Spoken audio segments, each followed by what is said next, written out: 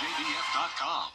Over the years, thousands of people have gotten their hands on one. And who knows, you could be next. Win your very own Good Morning Augusta coffee mug at WJBF.com/coffee club. Sponsored by Honda Cars of Aiken. Happy holidays from News Channel 6. The Live 5 for 6 Skyview Network, sponsored by Terry Lambert Hyundai. We had a very cold Friday morning, but more so mild temperatures as we head into the weekend. Upper 50s through mid-60s. Low temperatures will be back to above freezing, and we'll have more cloud cover than sunshine. Coming up, I'll have a look at your full Viper 6 forecast. Right now on News Channel 6 at 4, the Hurricane Recovery Center in Jefferson County reopens. Why it had to close in the first place. Also ahead, pushback in South Carolina over a bill that calls for a near-total abortion ban. And finally, fulfilling a lifelong dream, a local woman proving it is never too late to get an education. As your News at 4 starts now. Live from Television Park, this is WJBF News Channel 6 at 4.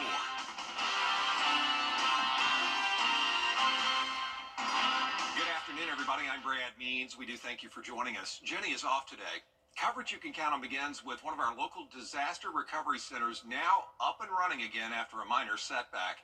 It's the one in Jefferson County, and it had to close Tuesday because of flooding and overall hazardous conditions. But they opened back up Wednesday morning, and they're going to keep working even through the holidays. Even though we're about 12 days away from Christmas, we are still here, committed to the state of South Carolina and the state of Georgia. We are actively working in both states, and we will be here for as long as needed. We still have people canvassing the CSRA even today as we speak, and we also have crews in South Carolina doing the same thing, going on foot door to door to meet with disaster survivors at their homes. So don't be surprised if FEMA could possibly walk up to your door, knock on it. FEMA has already approved more than $251 million in housing and other assistance for folks in Georgia, $234 million for South Carolina. Bamberg County has a brand new fire station. They cut the ribbon on it today for the Holman's Bridge station in Denmark. That's going to mean better response time for more than 300 homes, and it's a sign of how much Bamberg County is growing. This fire station's probably been in the works now for close to 20 years. 4 years ago, we were able to acquire the property. Acquiring the property was the most difficult part of it. Once we had the property donated, we could go ahead and get the intermittent financing done. We already had plans put together because we had constructed one of these in the lower part of the county. We had a significant number of homes and homeowners in this area that were considered without fire protection. So now that we've brought a fire station closer to their communities, they will now have a better classification. It'll save them on their homeowners insurance and put the resources that they will need closer to them should they need it. And how about this? Always ready to serve. First responders got a medical call right after the ribbon cutting. There they go. And here comes Jenna Petracci, our chief meteorologist, with a look at first weather. Jenna? Well, we're starting to warm up again, Brad. This morning it was very cold, just like it was on Thursday morning, upper 20s to low 30s. But now this is the beginning of a slight warming trend. You can see it is 2 degrees warmer in Augusta and Aiken than yesterday, 6 degrees warmer in Sparta, Sandersville, and Wrightsville. That's putting our temperatures in the 50s right now. 57 in Augusta, Allendale, and Barnwell. Aiken at 56, 58 in Bamberg, 56 in Sylvania. Wrightsville, you're at 58 as well. 57 in Lincolnton and 58 in Waynesboro. So no one's at the 60-degree mark today, but it's definitely warmer than it was yesterday. Our Terry Lambert Hyundai Skyview cam over in Swainsboro showing some cloud cover. So more clouds than sunshine expected over the next few days, but the chances of rain are pretty much slim to none. And you can see we have very dry air in place with dew points in the upper 20s through low 30s. Winds are pretty light. We're only up to around 7 miles per hour sustained. Now by tomorrow, we'll see some breezy conditions. And you can see on satellite and radar, as I mentioned, no rain other than some spotty showers here in northern Alabama, but definitely a good amount of cloud cover across the southeast. If you're headed out for dinner tonight, temperatures won't be as cold as they were last night, so we'll be falling into the upper 40s by 7 p.m., mid 40s by 8 p.m., but we won't really see 30s until we head into the overnight hours. So for tomorrow morning, we will be at around 37 at 6 a.m., low 40s by 8 a.m., a mostly cloudy day. And as we look ahead here over the next 3 days, we're going enjoyed to see temperatures warm up all the way up to 70 by Monday, and it could get even warmer from there. I'll have a look at your full 10-day forecast coming up, but back to you, Brad. Thanks. Pro-abortion groups are speaking out after a bill in the South Carolina House that would put a near total abortion ban in place. Adriana Lawrence has more. Current state law allows for an abortion until fetal heartbeat is detected, usually about 6 weeks into a pregnancy.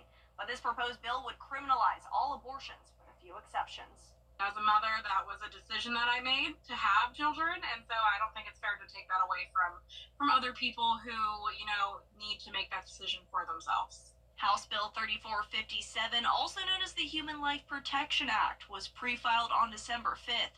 It would make an abortion illegal in South Carolina, with the exception of incest, rape, or to prevent the mother's death. Ashlyn Perot is the executive director and co-founder of the Palmetto State Abortion Fund. She says this bill will have consequences on women seeking safe abortions. So folks will travel, and that does put a burden on other areas of their lives, like school, work, their child care. They have a lot of things they have to arrange to do that. Perot says even though there is a Republican supermajority between the House and Senate, this bill could still run into some issues. We have two factions of the Republican Party that are just fighting each other constantly, and they don't agree. So I don't know that something else will pass. Perot says the Palmetto State Abortion Fund will continue to advocate putting a stop to restrictions. She says she hopes lawmakers take one thing into consideration this legislative session. They're not doctors. They're not social workers. They're not, and they're not professionals in any sense of the word when it comes to healthcare. So they should really just stay out of it unless they want to get on the front lines and start dealing with it. Perot says don't be afraid of calling your lawmaker to let them know what you do or don't support. We tried reaching out to Representative Bailey and Johnson, but haven't heard back just yet. And at last check, there are no lawmakers from our area who support this bill. We're going to focus on mental health on the next edition of the Means Report. Dr. Lauren Bigham is a psychologist at the Georgia Cancer Center. She helps people with their journey after a diagnosis. She also has helpful advice when it comes to our mental health over the holidays. So I recommend to all of my patients that we plan ahead, that we put certain things on the calendar that are meaningful, that we know will be pleasant. We call it pleasant activity scheduling. Yeah. And making sure that we have structure. And if you've lost somebody during the past year, making sure you find ways to honor them, to bring them, to kind of celebrate them during the holidays. Mm-hmm. That grief is the continuation of love. We should still honor that. We're going to also hear from Dr. Dale Peoples. He is an adolescent psychiatrist, and he'll help us understand the resources available for children and their mental well-being. Join us for the Means Report Monday afternoon at 12:30 right here on News Channel 6.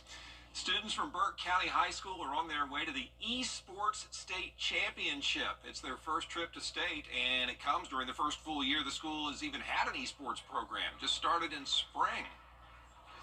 Playing for the state championship, it is possible to earn esports scholarships. There's a nonprofit organization called Stay Plugged In, and we've tried to encourage all of our students to create accounts and stay plugged in. And so what they do is it's like a social media account for colleges and esports players to interact with one another. Nowadays, a lot of video games are very strategic and is very advanced. So it's not simple as I'm playing video games. No, there's a lot of brain power. There's a lot of hand coordination. So cool. Burke County goes up against Early County tomorrow in Cartersville at an early time. 10 in the morning they have to get it on. The finals are 11 a.m. To Greenbrier now, where the girls' flag football team is looking to take home another championship. Yeah, hoping for back-to-back state titles after they beat Jenkins High School in Savannah last night. The Wolfpack has been competing since the State High School Association adopted the sport in 2019. I thought our defense played really well tonight. Only give up one score to a team that talented. That's a credit to both our defense and also our defensive coordinator, Jamie Smith, had a great plan today, and girls executed it well. It's great. I wouldn't want to pass up this opportunity. I don't think any of our team would, but just getting to go with this group of girls is the most amazing thing ever.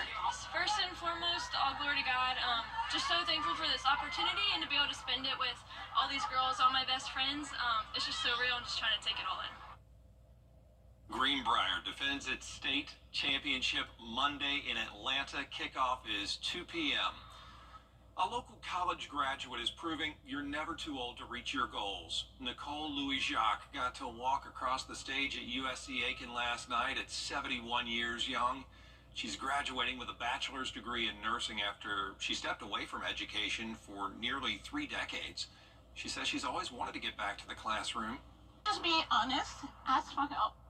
And Trinity of Village, my family, my professors, my librarians, my friends from church, no matter how old you are, and no matter if you don't speak English or whichever, it takes a while to learn, you can do it.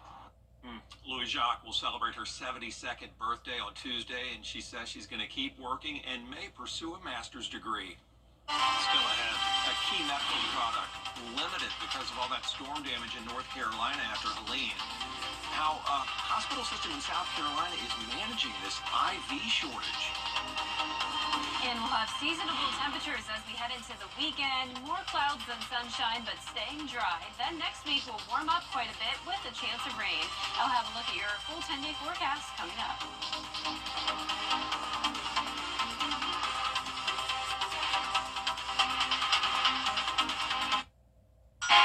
Get clear, accurate stories that don't waste your time at WJBF.com. Welcome back, everybody. Parts of the Southeast hit hard by supply chain issues for IVs. Hurricane Helene damaged a major supplier, as Morgan Francis reports. As ordinary and mundane as that might look, right there, that's helping save some lives. Nearly a month after Baxter restarted IV fluid production at its North Cove plant, hospital systems are still getting a limited supply of IV solutions. We still are in conservative measures. We really haven't changed our posture. Academic Health System, MUSC, is still receiving anywhere from 40 to 80% of their previous order history, depending on the product. The limited supply can be particularly concerning as respiratory illness season starts to ramp up. That is part of our calculus to remain in a conservative posture until we have more security with resupply, so that if we do have influx of patients as respiratory illnesses increase and things of that nature, we have what we need to care for patients. For that reason, since a supply chain disruption following Helene, MUSC has gotten creative, for instance using oral rehydration with Pedialyte and Gatorade instead of an IV. Anytime we can convert a drug,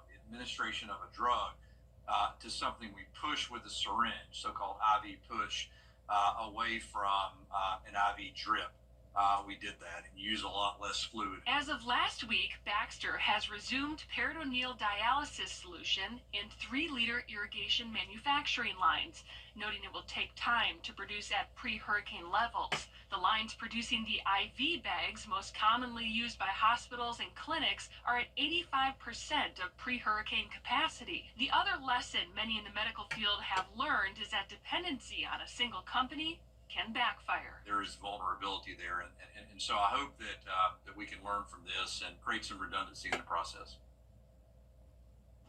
If the IV fluid shortage impacts you, just call your doctor with any questions you may have. Jenna has your full forecast next. Weather headlines on WJBF News Channel 6. Brought to you by Hickson Roofing. If your roof needs fixing, call Mr. Hickson. CSRA. Now, your most accurate forecast with WJBF Live 5/6. Welcome back. Here's the latest on satellite and radar. We don't have any rain, but we are seeing some cloud cover across the entire area, mostly just some high-level clouds. And as we zoom out here, you can see there's a lot of cloud cover all across the southeast, and we're also seeing some scattered snow showers in parts of the north. And I have a beautiful view of that to show you on our Terry Lambert Hyundai Skyview cam up in Pennsylvania. Now, as for our forecast here in town, we are sitting in the 50s, 57 degrees in Augusta, east wind of 6 miles per hour, dew point of 28, and around the CSRA, very consistent temperatures, so anywhere from around 55 to 58 degrees. Now, as we head into the overnight hours, it won't be quite as cold as it was over the previous 2 nights. I'm expecting us to stay above freezing, so we'll be going down to the 40s and then some upper 30s around 5 to 8 o'clock in the morning. And you can see eventually as we get to Sunday morning, we'll actually be staying in the 40s for our lows. High on Saturday will be 63 degrees, a warmer and breezy day, down to 60 on Sunday. It will be a great forecast, though, for any outdoor shopping plans. Temperatures will be back into the 60s by the 4 o'clock hour, and then once the sun goes down, it will be chilly again in the low 50s. So as I mentioned, it will be a bit breezy, gusts up to around 20 to 25 miles per hour tomorrow afternoon, but overall nothing significant. You can see here on our Futurecast tonight at 8 o'clock, clouds sticking around for now, but throughout the day tomorrow we will have some sunshine, so it will feel pretty nice tomorrow. Then more clouds moving in Saturday night ahead of a cold front, but this cold front will not be coming through, so that'll be staying to the north of us. So I'm not expecting any showers on Sunday. There's a look at 6 a.m.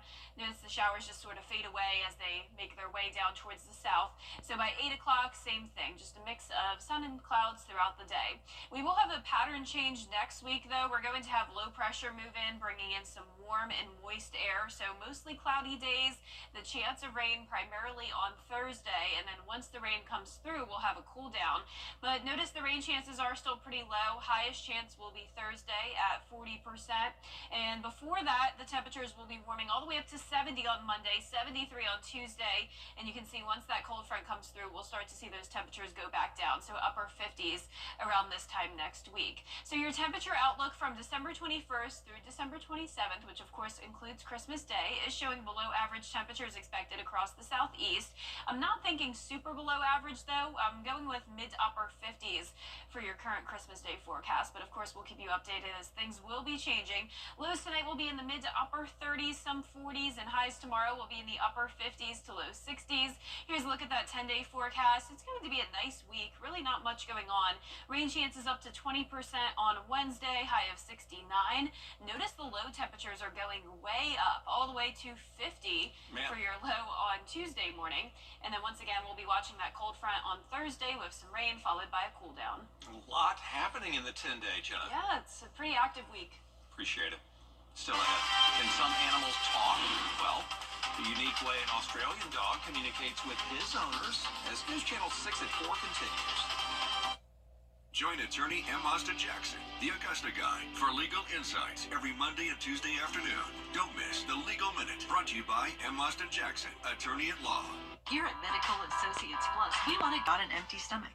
The CSRA is full of amazing women. Women who inspire. Women who innovate. Women who lead. That's why News Channel 6 brings you Women to Watch. On the last Wednesday of each month, News Channel 6 recognizes local businesswomen who are making a positive impact in our community. Nominate someone today at WJBF.com. Sponsored by Goodwill. We're raffling away this brand new Dodge Ram Bighorn pickup, a $50,000 value. Get your tickets by scanning the QR code or visit DocRomanHorizonFoundation.com. All proceeds benefit Gap Ministries in Augusta. Live on 6 is weather coverage you can count on. A dog is apparently pushing all the right buttons to let his owners know exactly what he wants.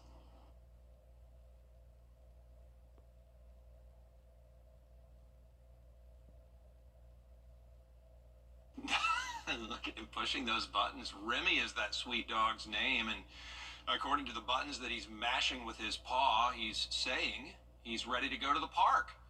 His owners started training him about a year ago. They would use keywords that they say often, like hungry and outside and play, and then they taught him to somehow press the button that corresponds to those questions or commands. His vocabulary skills have just gone through the roof since then. Looks kind of like a greyhound, doesn't it?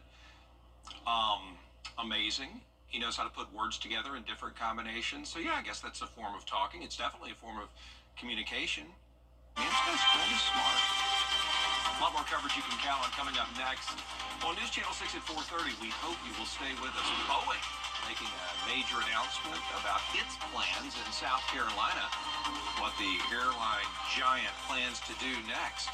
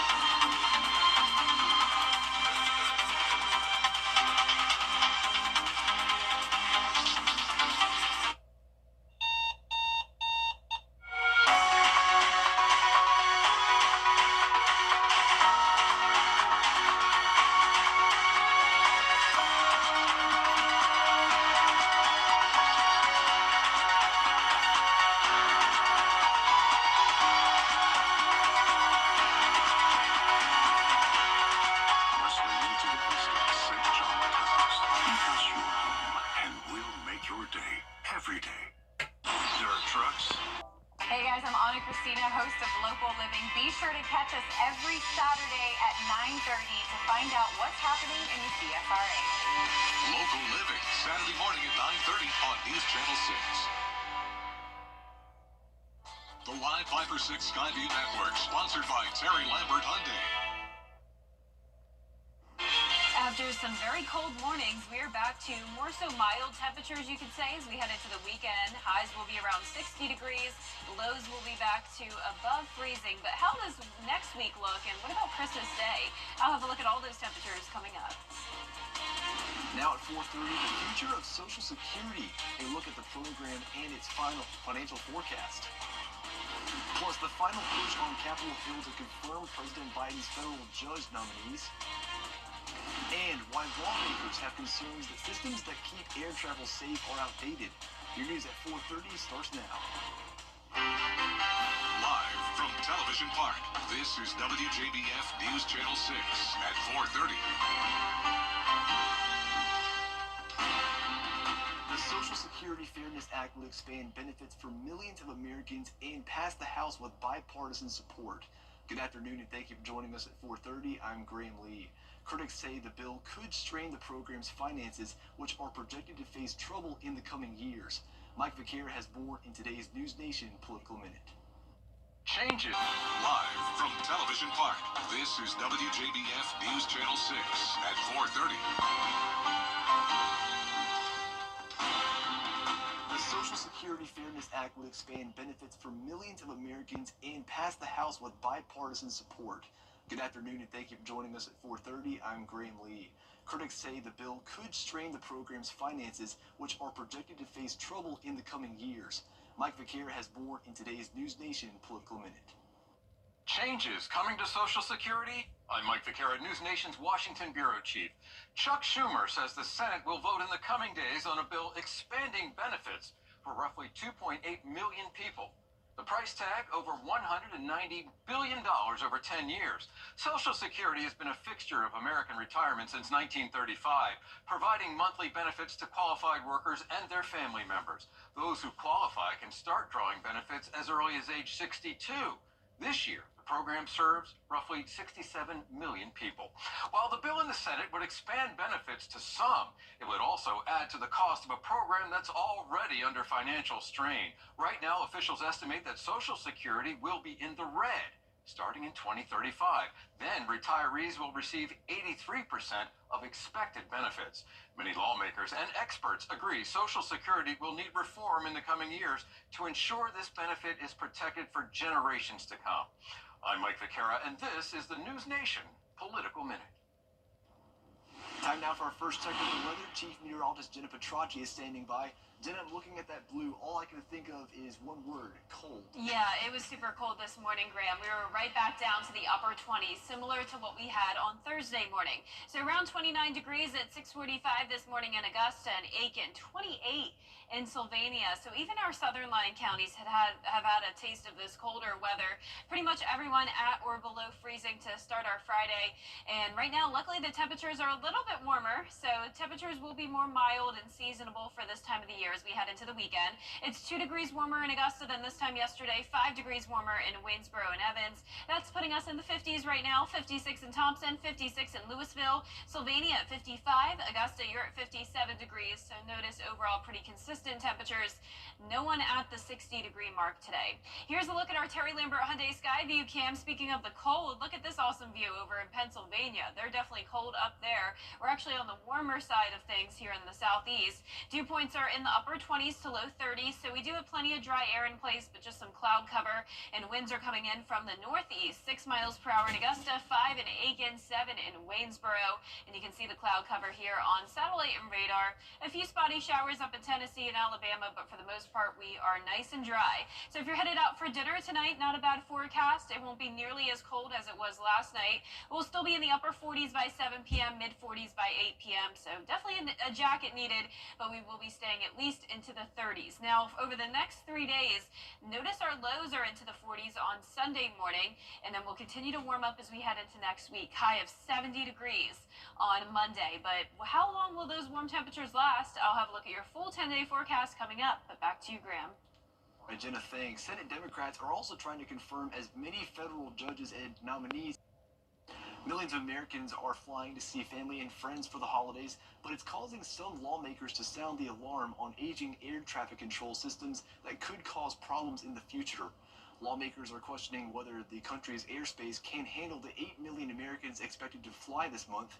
A majority of air traffic control systems in the U.S. are considered, quote, unsustainable or potentially unsustainable.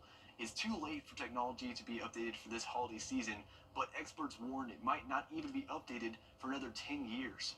It is safe to fly, but this is stressing the system, and the longer we wait, the worse it will get.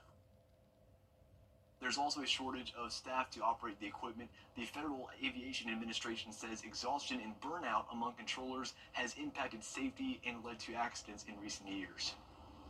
Boeing is going big in South Carolina with a new $1 billion investment. The money will go toward building up a Charleston County plant. It'll create 500 new jobs over the next 5 years. The investment will go toward ramping up the production of the 787 Dreamliner. About 7,800 employees employed in South Carolina that are Boeing employees, and that's a lot of people working. That's a lot of payroll. It's a lot of people, owning homes and doing things. So it's great for our community, and it's a great place for them to work. And we're excited for them to be here. Operations at the new facility are expected to be up and running in early 2027. The Bipartisan Kids Online Safety Act is facing an uphill battle in Congress. The legislation aims to give children and parents better tools to protect themselves online and hold big tech accountable for harms. The bill already passed the Senate earlier this year, but some Republicans say there are concerns the bill could limit free speech and make it easier to censor conservative viewpoints.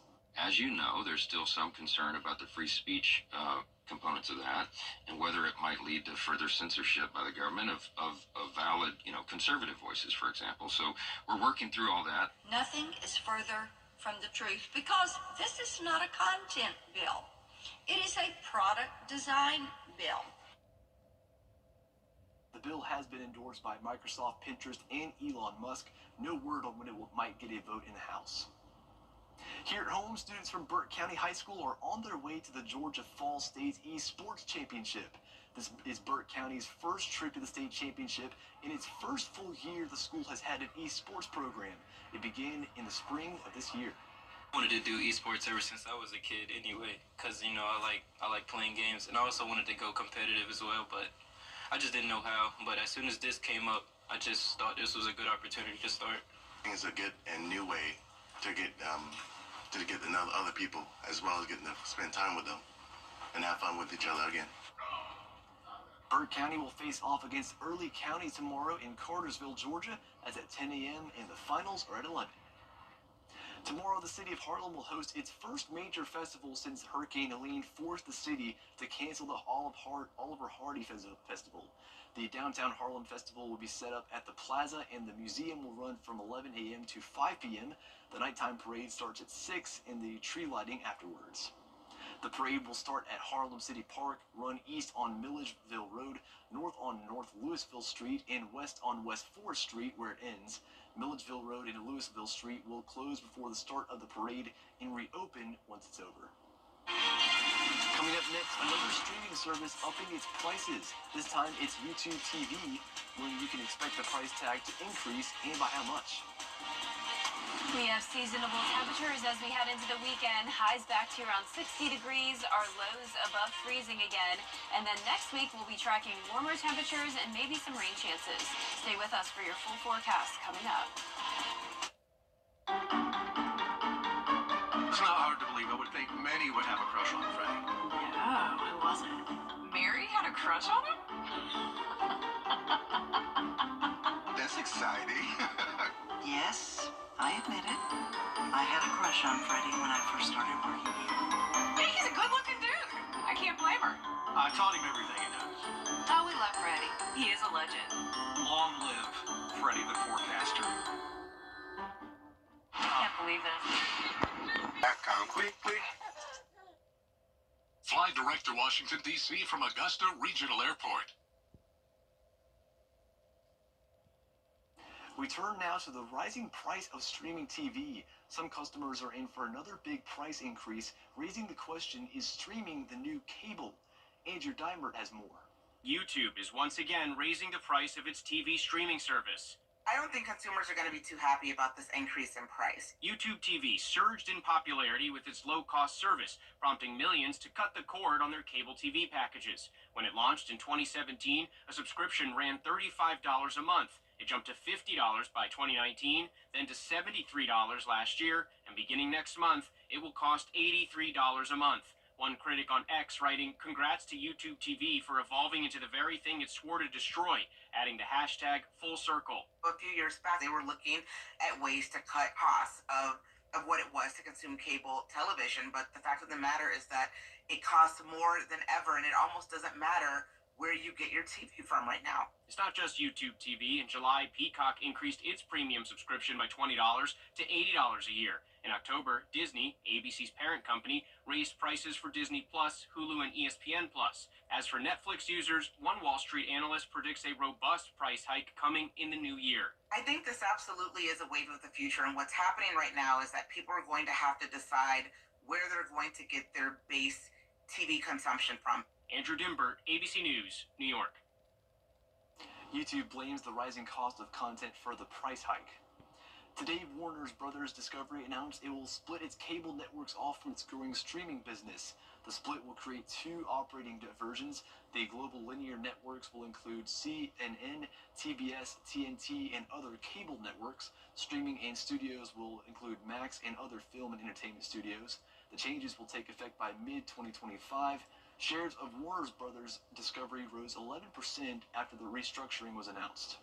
Coming up next, dealing with the cold, what experts are saying about the dangerous cold, plus your full forecast. The most wonderful time of the year. .org. With high inflation and high cost of living, it may not be the right time for you to buy a car. So why not show that car in your driveway some love and schedule service at mymiracleadvantage.com. The East and the West are facing two major storms, from feet of snow to heavy wind and power outages to many travel delays. Rhiannon Alley has the latest. A pre-winter storm leaving a path of destruction from Wisconsin to Rhode Island. I came home and the whole root system came out as well as the tree fell down. In Michigan, thick ice and whiteout conditions snarling traffic.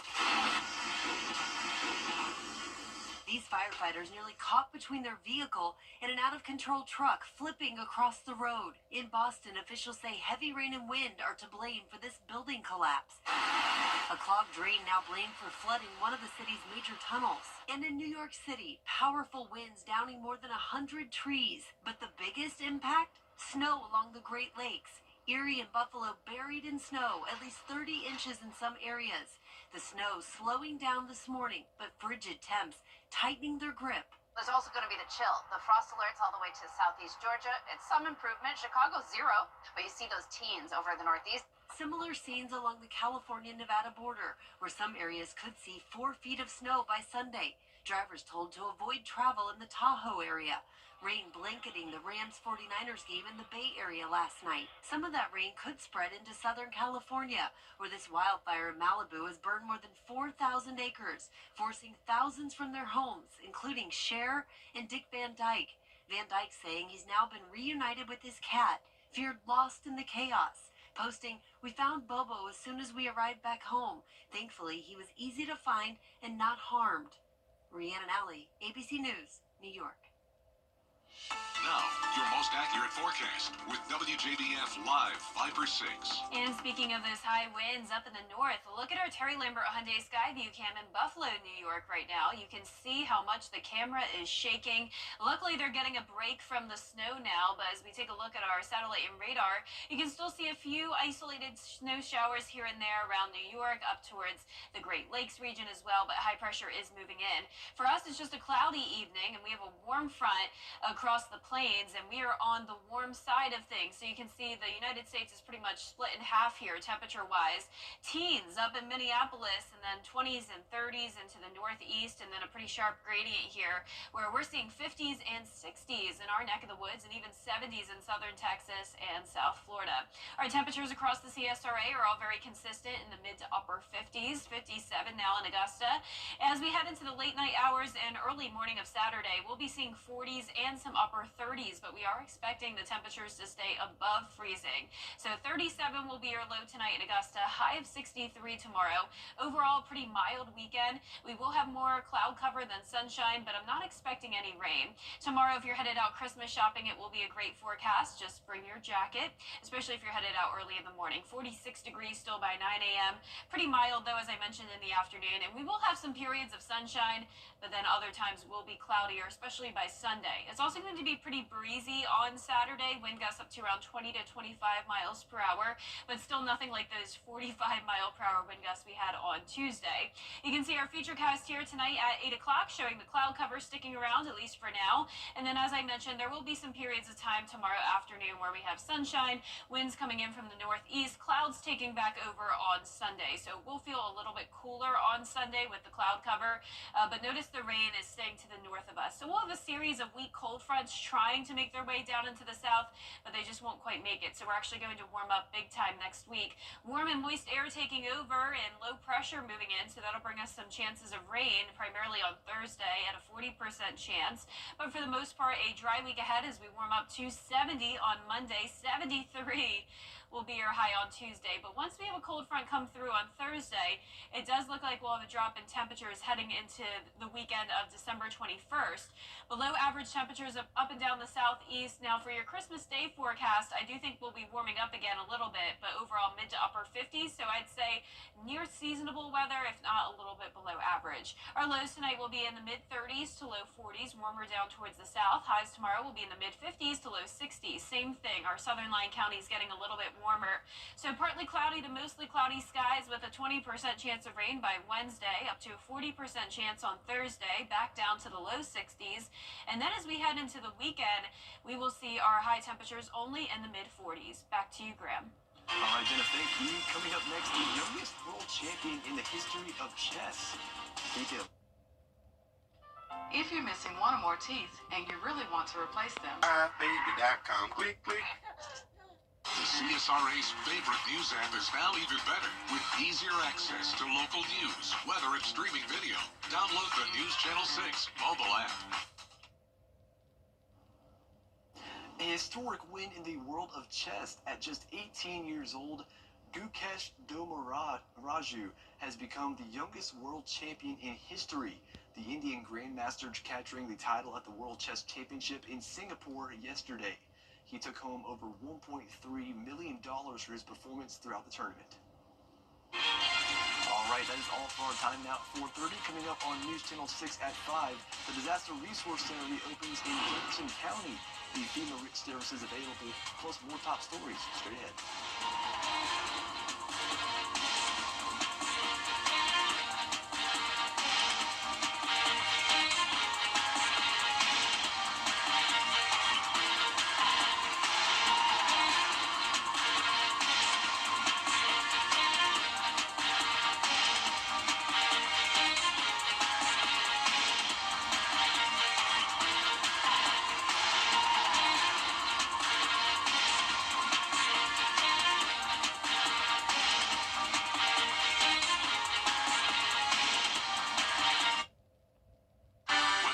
On WJBF News Channel 6, brought to you by Hickson Roofing. If your roof needs fixing, call Mr. Hickson.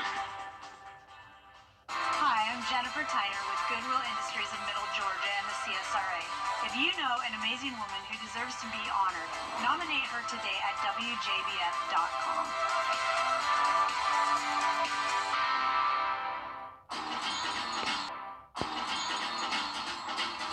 Welcome to Nissan. Are you interested in a test drive? Absolutely.